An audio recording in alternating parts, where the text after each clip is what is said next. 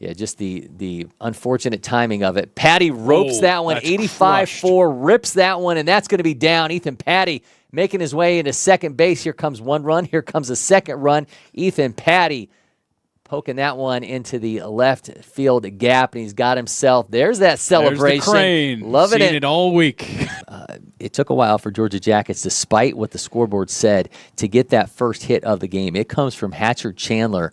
But then Ethan Patti follows through, gets himself a 2-run double to make it a 7-0 lead for Georgia Jackets.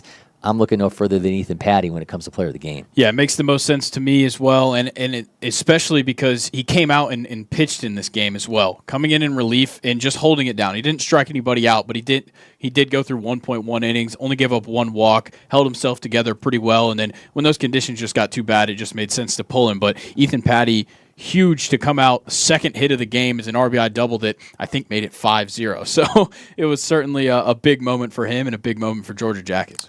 And we've got Ethan Patti, our player of the game from Georgia Jackets' 10-0 win over Divine Baseball. Ethan, man, I know you are absolutely drenched right now, probably happy to be out of the rain. What was it like out there playing back-to-back games in this weather?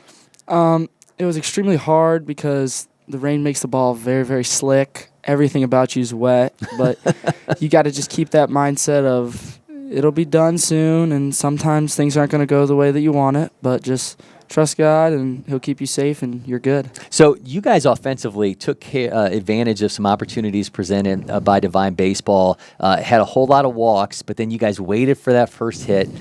Hatcher Chandler comes through with that, and then you followed that up with that 2-run double. We saw the crane celebration at second base. Take me inside the AB and just how excited you were for that moment. Yeah, I was really looking forward to it because I didn't get hit that game, and our team was really needing it. So we really wanted – I was either going to get walked or I was going to hit a base hit, and he hadn't been too accurate. So I was looking up there, don't expand the zone, don't do anything like that, look for a good fastball. And I've been crushing the ones up and in, so I just swung, and from there on, whatever happens, happens, and I got a double. Take me inside the celebration. You guys been doing that one? Did you just pull it out of the bag? Honestly, I don't know how we got it, but we just started doing it, and it's fun. You mentioned the baseball was hard to grip onto. You come through in relief. You throw the last. You get 1 1/3 inning relief coming in for Chiancolo.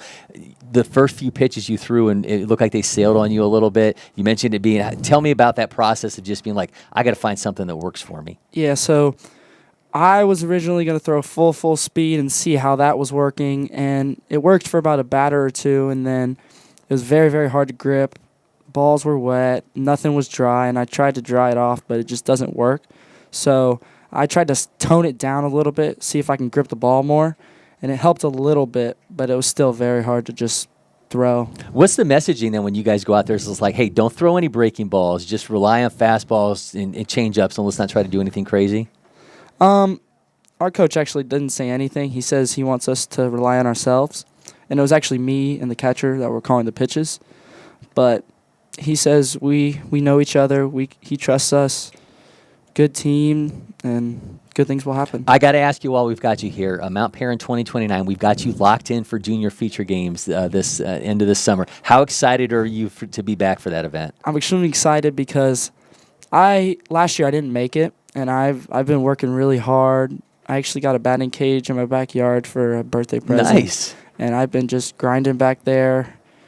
And I'm so excited. I can't explain it in words how excited I am. Tomorrow's Mother's Day, so while we've had you here with Mother's Day tomorrow, do you want to give a shout-out to Mom? Shout-out to my mom, Lee Patti. Best mom I could ask for. There you go, and she gets a nice gift with Ethan winning a player of the game from this 10-0 win over Divine Baseball. Ethan, man, congratulations. Thank you so much, man.